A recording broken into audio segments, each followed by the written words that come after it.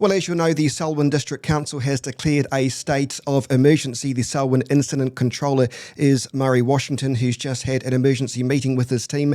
Murray, good morning and thank you so much for your time. Thank you. What's the very latest and why was a state of emergency declared in Selwyn, Murray?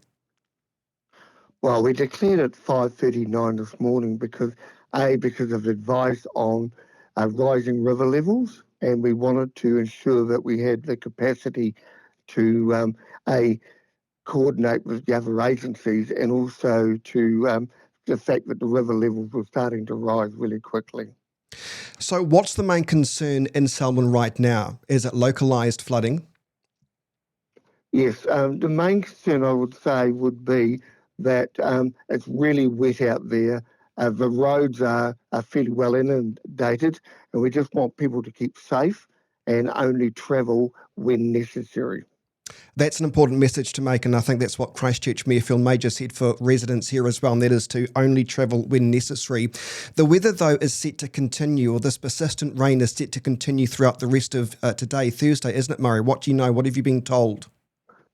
Well, our warnings at this stage are that it will continue to about 6 p.m, although it is likely to lessen over the afternoon. And so we're keeping an eye on that. The main thing for us is to keep an eye on river levels, and they are still rising towards the coast, but it looks like they're flattening out or easing up in the foothills. So that's good news, is that the worst of it may be, the worst of the rainfall may be uh, over, but the rivers will still rise for some time yet. Right. Were there any evacuations overnight or this morning, Murray? We went down to Upper Selwyn huts and encouraged residents to self-evacuate. That process was completed at about 9 o'clock this morning, and at that stage, around about less than 10% of the people in the Upper Selwyn Huts community had decided to self-evacuate. They've been fairly used to rainfall events, so fairly self-sufficient. So we're just keeping an eye on that. We've had a few other properties across the district which people have chosen to self-evacuate, and we have the Lincoln Event Centre open for anyone who requires support in that area. That's good to know. Do you know if any people have taken up that opportunity to head to the event centre just in case?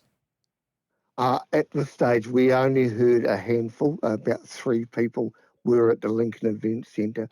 So we'll keep an eye on that during the day. We're well resourced. It can hold a lot more people than that. So, yeah, we're just wanting people to look after themselves, stay at home if necessary. Well, it seems like winter's come early. Any other take-home messages you want to get across to the good people of Selwyn this morning, Murray?